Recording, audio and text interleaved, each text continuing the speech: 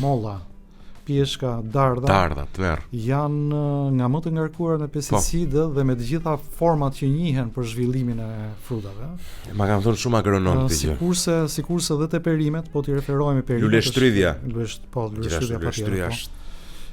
Sot kemi në Shqipëri për shkak edhe të shumë fermerëve dhe i falenderojmë edhe kanë dalë edhe manderinat për shembull, shumë të abuzuara.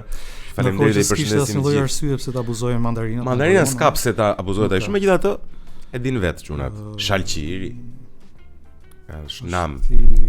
Edhe si vjet ngeli shalqiri pa ushqit gjithë. Nuk ka asnjë lidhje me atë të kohës komunizmit. Apo është dhe ka fare. Po mirë, është dhe lloji farës dhe mënyra se si po edhe kjo po dhe mënyra e rritjes, Edhe rritja është. Ndërsa po t'i referohemi perimeve, kemi edhe te perimet atë spektrin më tepër të abuzuar dhe spektrin më pak të abuzuar.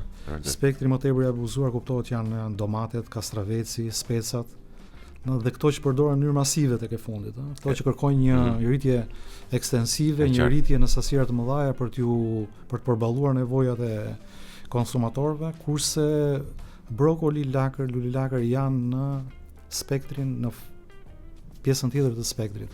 Ato që kërkojnë më pak pesticide për të rritur